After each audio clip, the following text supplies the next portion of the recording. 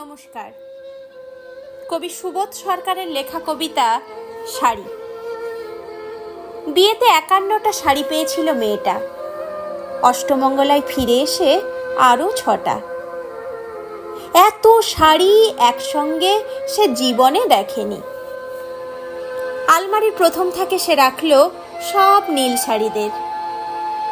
হালকা নীল একটাকে জড়িয়ে ধরে বলল, তুই আমার আকাশ। দ্বিতীয় থাকে রাখলো সব গোলাপিদের। একটা গোলাপিকে জড়িয়ে সে বলল, তোর নাম অভিমান।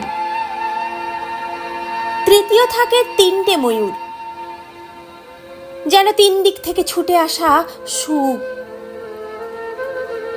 তেজপাতা রং যে শাড়িটার, তার নাম দিল বিষাদ।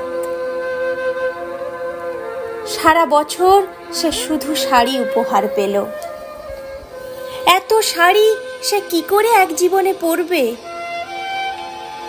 কিন্তু বছর যেতে না যেতে ঘটে গেল সেই ঘটনাটা। সন্ধ্যের মুখে মেয়েটি বেরিয়েছিল স্বামীর সঙ্গে চাইনিজ খেতে।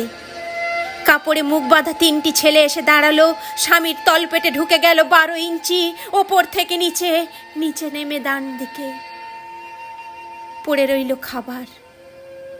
চিলিফিস থেকে তখনও ধোঁয়া উঠছে। এর নাম রাজনীতি, বলেছিল পাড়ার লোকেরা। বিয়েতে 51টা শাড়ি পেয়েছিল মেয়েটা। অষ্টমঙ্গলায় ফিরে এসে আরো 6টা। একদিন দুপুরে শাশুড়ি ঘুমিয়ে সমস্ত শাড়ি বের করে 6তলার বারান্দা থেকে উড়িয়ে দিল নিচের পৃথিবীতে। শাশুড়ি পরিয়ে দিয়েছেন তাকে সাদা থান। 19 বছরের একটা মেয়ে, সে একা।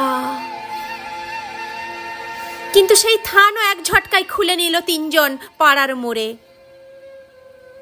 একটি সদ্য নগ্ন বিধবা মেয়ে দৌড়চ্ছে আর চিৎকার করছে, বাঁচাও বাঁচাও বাঁচাও। পেছনে 3জন, সে কি উল্লাস! নির্বাক পাড়ার লোকেরা। বিয়েতে 51টা শাড়ি পেয়েছিল মেয়েটা। অষ্টমঙ্গলায় ফিরে এসে আরো 6টা। বিয়েতে 51টা শাড়ি পেয়েছিল মেয়েটা। ধন্যবাদ।